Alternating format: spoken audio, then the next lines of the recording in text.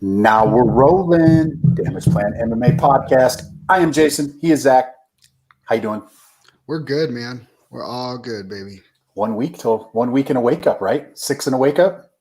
No. Till weigh-ins. Till weigh-ins and a wake up. How you feeling? I feel great. Yeah? Training going good?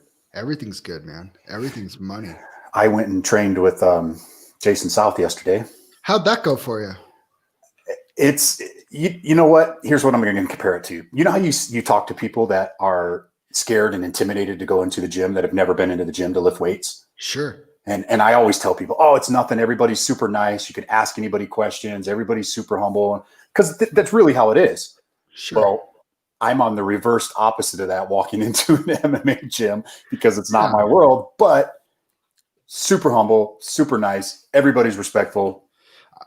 Yeah. I mean, I would dare to say 98% of the people that train in those gyms are going to not only be okay with new people coming in, but they're going to be more than welcoming and try and go out of their way to make them feel comfortable. Because at the end of the day, we've all been the new guy once somewhere. Yeah. And they really did. It was amazing. It was a great experience, and Jason is savage. I'll just say that. And I've never heard anything say anybody bad about unified jiu-jitsu. One of the guys is in the Army, and I can't remember his name, but he was telling me he went back to a school in Georgia when he was on deployment, TDY they call it. He went to a jiu-jitsu school there, and they said, "Hey, what's your experience? Where do you train at?" And he said, "I train out of Unified Jiu-Jitsu in Salt Lake." And they were like, "You're good." They had heard of it back there. They knew. Yeah, it's legit. I mean, that's an iron sharpens iron place there. They have a bunch of really high level skilled jiu-jitsu guys, and then the South brothers are both just murderers, so that helps. Yes, they are. Well, my daughter wants to say hi to you real quick while we're live on the air. Bet. You can come say hi. Hi. What's up, Shay? You gonna make some pics with us next time? I don't know. You don't know? We'll get her to make some pics next time. Better be paying her for certain chore money so she can put that on the line. Yeah, exactly. So, big fight coming up next week for you. Fights this weekend. We got lots of stuff going on. I'm super excited. And, I don't know if you noticed this, but the UFC heard that I was fighting and they took the weekend off. So out of respect to me, I called Dana and he said, I'm not going to put on a card for the first time in like 8 months. I'm not going to put on a card this weekend because you're fighting, Zach. That was pretty freaking cool, Dana. It was cool. Get that respect. Shout out to Dana for giving the fans a night off so they could watch Zach fight next Saturday night. That's right. What time do you guys start early?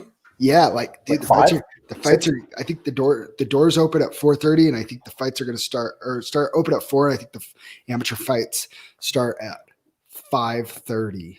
So you'll be up pretty quick. I would guess that we have our first 2 fights.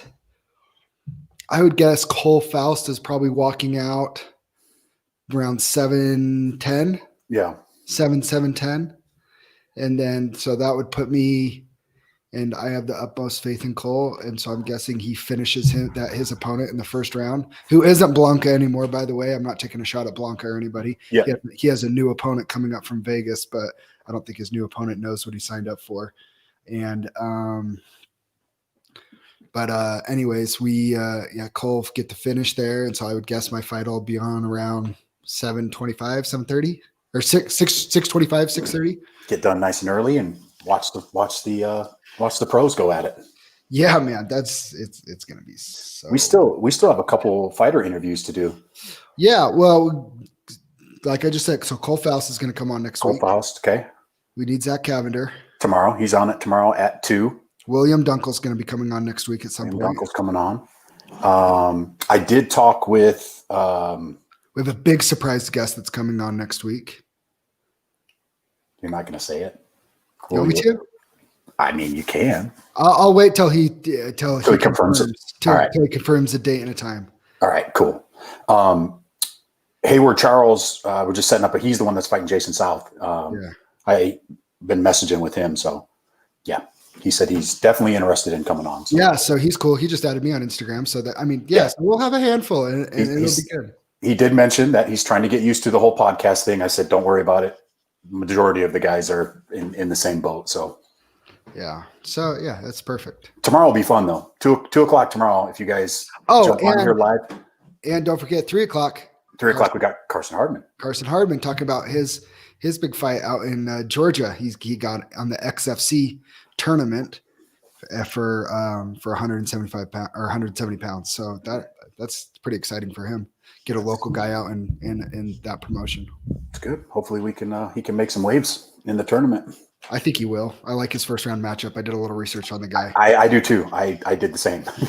we're thinking along the same lines there. I like that. Super excited for Cavender in the Tooele Martial Arts Academy guys. Keith and Brandon will be joining them, and it's always a good time. Those If lunatics. you've never listened to those guys on our podcast. Brandon the lunatic, yeah. So let's talk about this fight card a little bit. We have coming up this Saturday. Dude, it's fun. Thiago Santos and Glover Teixeira. Where do you want to start at? Just start at the bottom? Gustavo Lopez and there's some guys that are making their, trying to make some names. Homeboy Lopez, this is, this is his second UFC fight, right? Yeah, but he lost pretty convincingly in his first one. And then Anthony Burchak, this is again his UFC debut. He's a 10th Planet Jiu-Jitsu guy too. Yes, he is. Yes, he is. He might be So, but there's some names on this undercard, right? We're really familiar with Max Griffin, Team Alpha Male guy. Yep. Right? No, I don't think he trains at Team Alpha Male.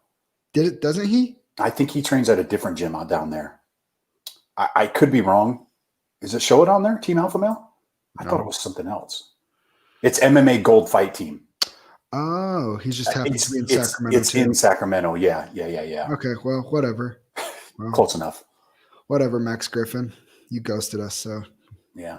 I'm cheering for Ramirez. So I picked him to lose, anyways. I confirmed Team Alpha Male guy though. Darren Elkins is on the card. Love Darren Elkins. Damage. That's my guy, dude. We should send him some damage plan stuff to see if he'll wear it. I've sent him a message. He never responded, like all those guys. He's lost 4 fights in a row, but he fights killers all the time too. Yeah, he does. What do you like his chances in this fight against Eduardo Garaguri? Well, they both share a loss to Ricardo Ramos, right? Yeah. Is that right? Ricardo. Yep. Ricardo Ramos was his last loss. Gorigio or whatever his name, however you pronounce his name. Oh, no, that's wrong. I'm sorry. That's wrong. Ricardo Ramos is not the same person as Ricardo Ramos. But anyways, that was his first loss. He's coming off of his first loss, and he's 1-1 in the UFC. I don't know. Darren Elkins is the perfect test for him, right? He's 1-1. We're going to see if he belongs because he might start fast, but as everybody knows with Darren Elkins, good luck getting a stop. Yes, that guy's. There's no quitting that guy. And and if you're going to win, you're going to, no matter what the next day, win, lose, or draw, you're going to know that you were in a fight. Do you like Darren Elkins with the win here? Or do you think Eduardo? I think Darren Elkins is a huge favorite in that fight too. I like Darren Elkins a lot. I don't have the odds up in front of me, but I'll take Darren Elkins and his experience over new up and comers pretty much, 9 out of 10 times. It's usually par for the course for most fights. I got the odds up right now, and big heavyweights. He's a minus 245 for Darren Elkins, so they don't have much faith in this Eduardo guy. Vegas doesn't. I like it. I like it a lot. Who do you like in the Max Griffin fight against this Baramaj guy that's making his UFC debut?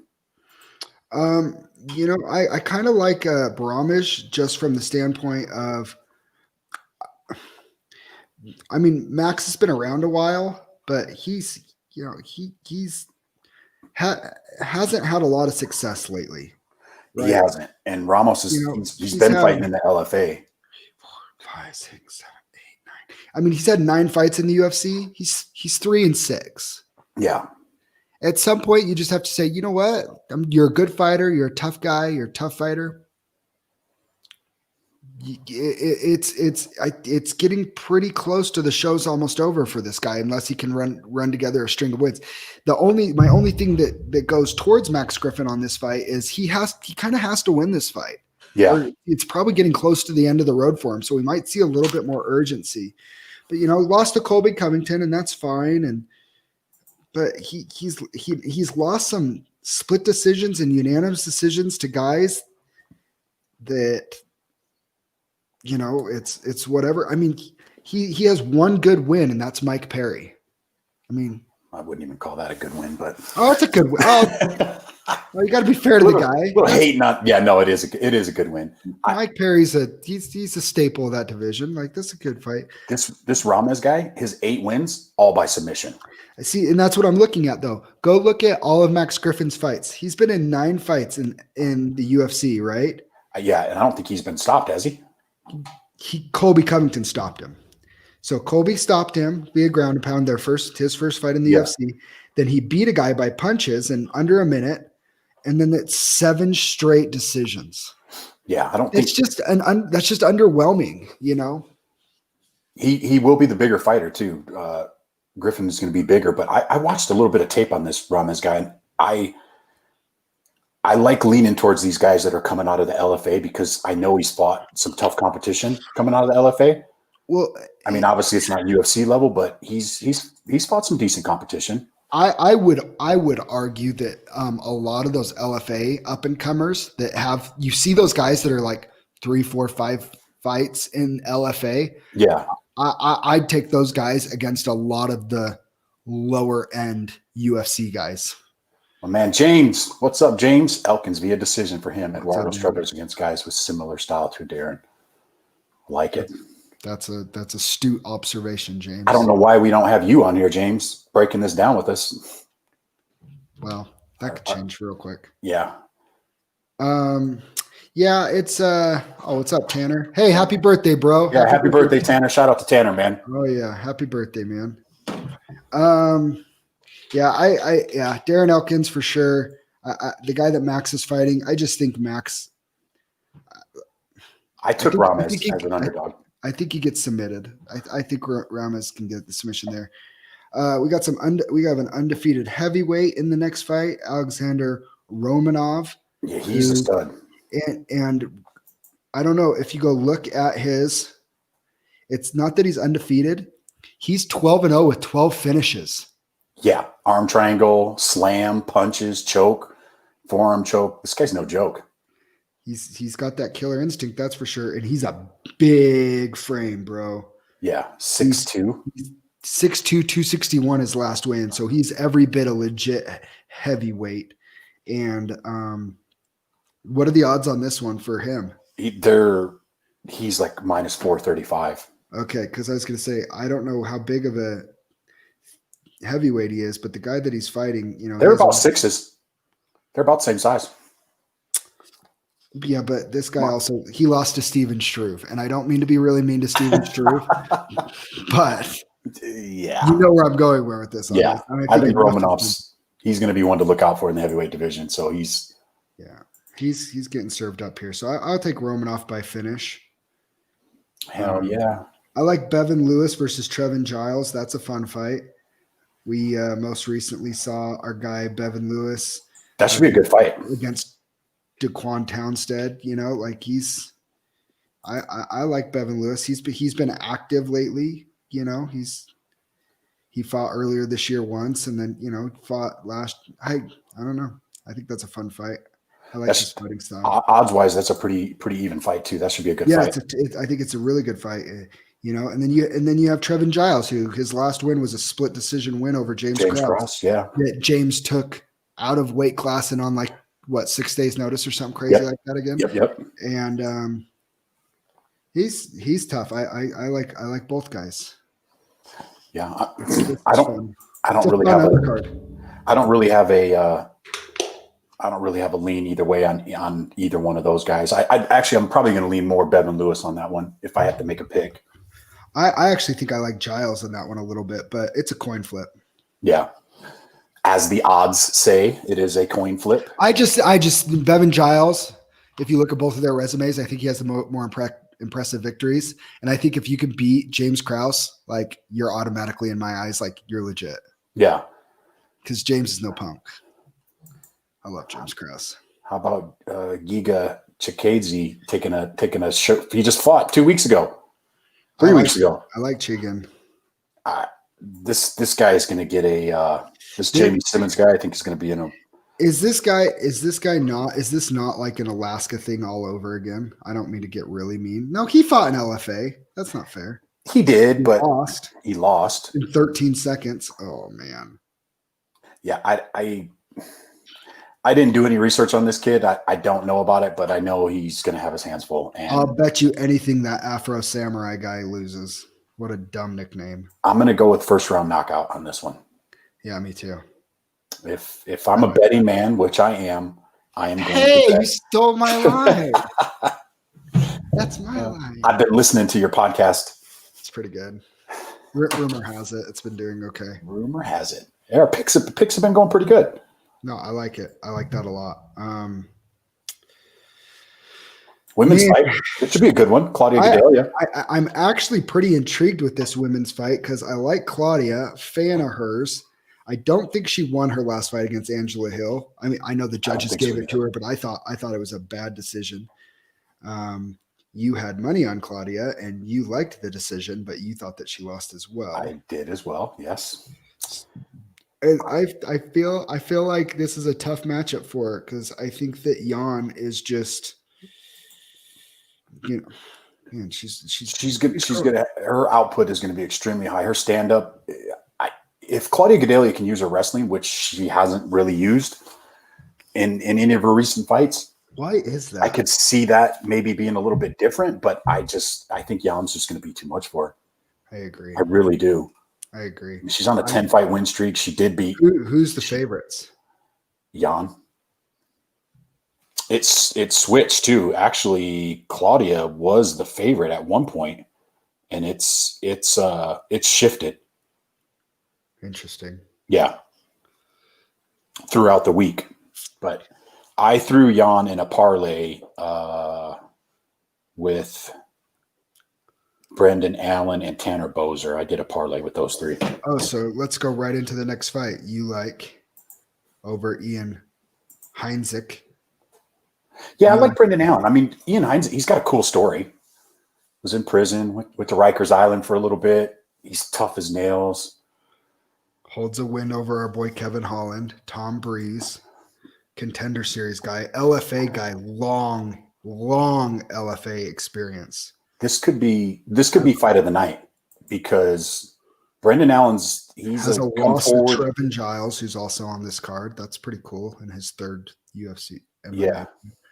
Man, I'm really impressed with Brendan Allen's resume. Looking at it coming up, holds wins over guys, but I really like the 1, 2, 3, 4, 5, 6, 7 LFA fights, then Contender Series, and then is 3-0 in the UFC. This will be his fourth fight in 13 months. Yeah, I really like Brendan Allen here. He's young, up and coming middleweight. But don't sleep on Ian Hines. Yeah, this is a good test for him. I mean, typically in the past, Ian Hines, he likes those guys that come forward and come to him. Yeah. And I don't know why we just didn't invite James on here. James, we had to make this one pretty quick today, so we're jamming through these. But yeah, going for a Jan decision. Claudia was poor in her last fight. Yep. Jan improves every fight in her striking, and wherever she fights, Claudia fades toward the end. 100%. I'm with you, James. I am with you. She is in my parlay. But I like Brendan Allen, man. That line's been pretty even too. I think that's probably your fight of the night. I think. I like Brendan Allen a lot. I think he gets that done. Main event time. It's not main event time. Oh, it's not. Oh, I was looking at sorry. You're drunk. No, I was looking at the odds. I wasn't looking at Topology. I'm trying to bet, Zach. You degenerate. I already bet on a fight for the 2 weekends, the following weekend. You're out of control. I'm out of control. Cherie. This is what happens when you get up in your account and you're just looking for – you start going crazy. Who do you like in this Roni fight? Oh, this one's Rayoni, and Taha. I like Taha. Do you? Because I like my man Barcelos. I think Barcelos is a little underrated, and he beat that Saeed Nurmagomedov, handed him his only loss. Did he really? Yeah, his last fight. Oh yeah, his last fight last year. I like that. The only thing he beat a Russian. That doesn't happen too often. He's good. The only thing that I'll tell you what I do like about that guy is he's obviously from Brazil. He's got the ground game. Yeah. But he also has stand up too. Yeah. I like it. I'm going to lean more towards Barcelos as well on this one. But I do like Taha. I just think Barcelos is going to be too much for him. Okay. Yep, that's where I'm at. I like Barcelos. So we agree on that one too? Yeah. We agree. Barcelos gets the win. Does he win decision, or do you think he submits him? I think it's a decision. I just think he outpoints him, controls things, and just. The only thing that's alarming is he's a little older. He's getting up there, but that's a super impressive win against Saeed Nurmagomedov. Yeah.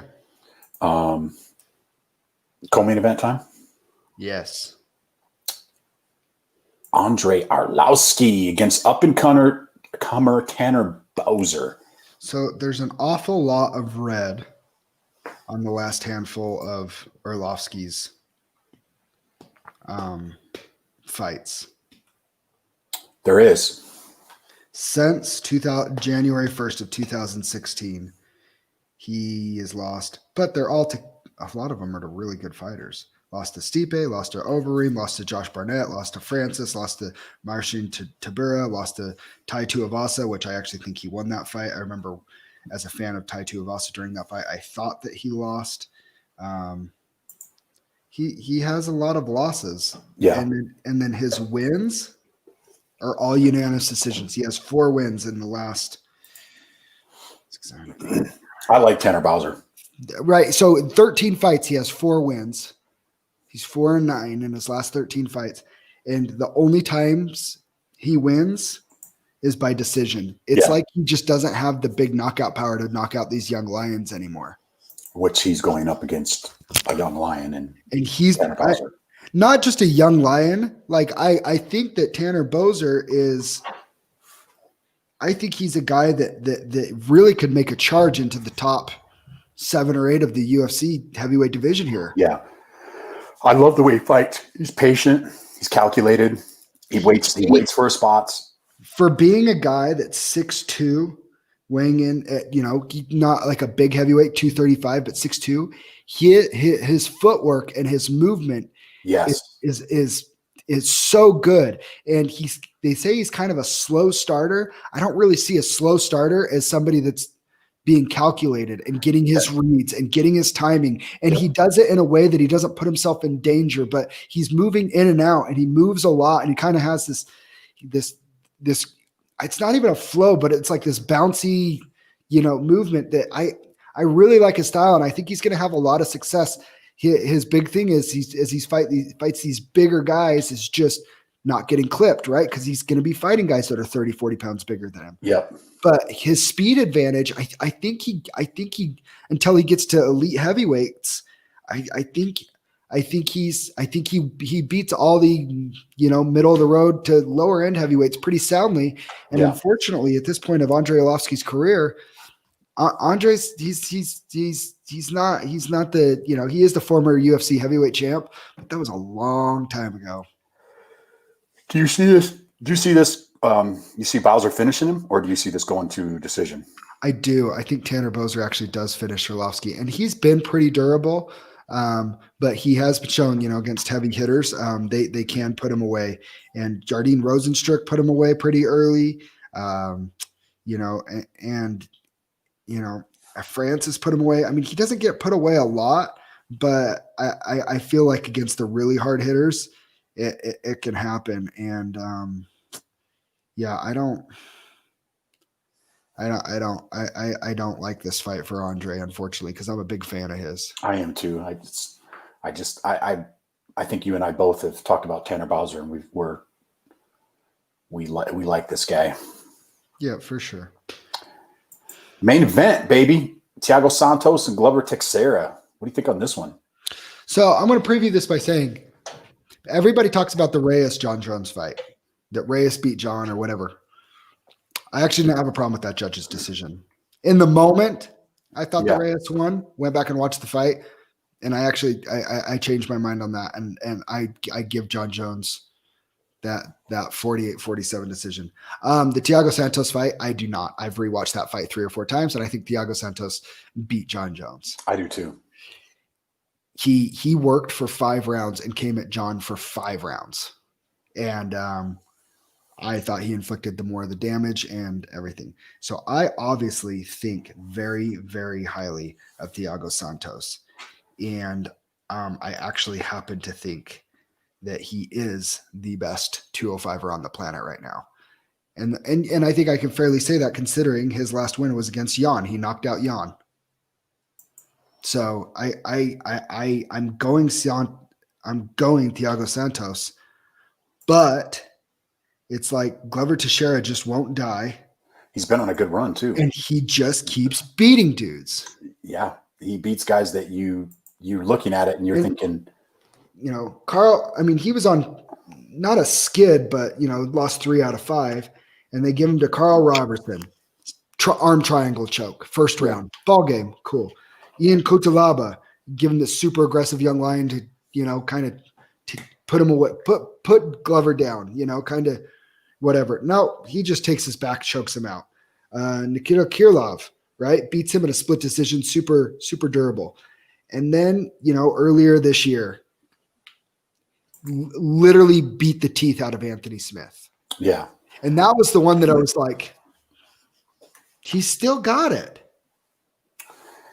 Could you see maybe a little rust in Santos, being that he hasn't fought since July of last year and he's coming off of surgery, if I'm not mistaken, right? Yeah. Well, yeah, he tore his leg in the John Jones fight. Yeah. And sometimes, you know, I think ring rust is actually 100% mental. I'm somebody that I think that, you know, that the brain's a powerful thing.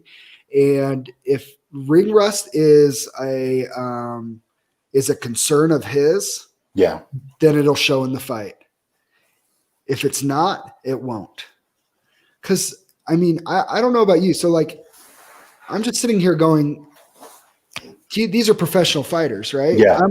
Santos is a coach. His girlfriend or whatever is a female UFC fighter. He's in the gym every day. He's constantly working out. Like, I don't see why you'd have ring rust. Yeah. He's around it. He's in it. Like he's a fighter through and through. This is what he does. He coaches and he trains. Yeah.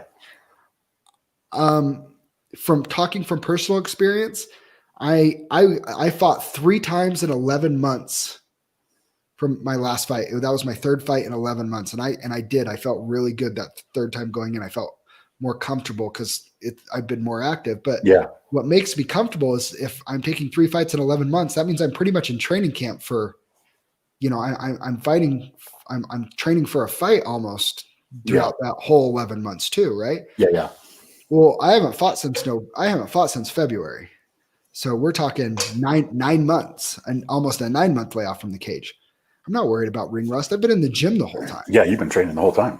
You know what I mean? So I feel like if mentally you're in it and then physically, even recovering from his surgery, he's still around it with his girlfriend. He's talking it. He's watching. He's all, I'm not that concerned with it. And if anything, I hate doing it because I keep betting against Glover, against these young lions, and he's looked great his last 4 fights. But I think Thiago Santos is the best 205er on the planet. Could you see Teixeira until Izzy comes up? Could you see him submitting him? No, he's a freaking Brazilian jiu-jitsu black belt, I think. I'm pretty sure he's a black belt in jiu-jitsu. He doesn't finish anybody. He gets finished. Santos. And most of his losses, well, he lost punches, got choked out. Yeah, but okay, so you got to remember, choked out. His last fight before John, all those fights were at middleweight. He was depleting himself, getting down to middleweight. Yeah. He was another one of those guys, moved up to 205 and went on a run and looks terrifying at 205. And I even think John will tell you that was his toughest fight at 205. If you're from Of the current guys, if you're from Brazil, do you just automatically get a black belt? Like when you're born, do they just give you your black belt? probably should. It's kind of like the Russians, the Sambo Russian guys. It's like you just automatically know how to wrestle. Like it's just in your blood. Yeah, he's I really do like Santos in this fight too. I think Teixeira is kind of running towards the end of the rope, even though he's looked amazing. He's beat everybody that's put in front of him. And it's not just that Santos is he murders people, dude. Like he throws. He beat Blachowicz last year. Yeah, he kind of made that Polish power look like it was supposed to be Brazilian power. Yeah. So and this is the bummer to me is that they're going ahead with this Izzy Blachowicz fight because I think Santos wins this, and I think he does it without I don't think he takes damage in this fight really. Yeah. And that's actually the fight that I would like to see because like Santos versus Izzy is a lot more interesting to me than I think Blachowicz. But Blachowicz was super impressive his last fight, and I get that. And I'm not trying to take anything away from him, but Thiago already beat him once and knocked him out in the first round. Third round. I'm sorry, third round. I think if they fight, I think you're going to see Santos beat him again. I really do. I think he's just as strong and has the same type of punching power that Jan has. But I think he's more explosive. Yeah. And more athletic. Where Polish power is kind of a slower plodding.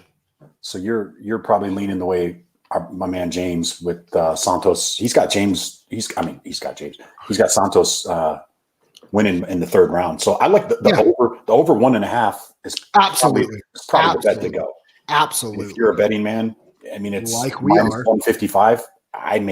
That's a lock. I may just book that right now because to me that's a lock because Glover is durable.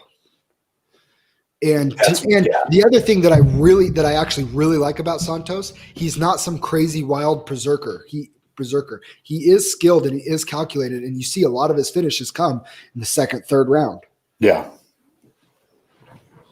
Would it stun me if he came out and knocked out Glover in a minute and a half? No, it would not. But yeah, I got Bowser and Santos in a parlay early on. That is a pretty decent payout.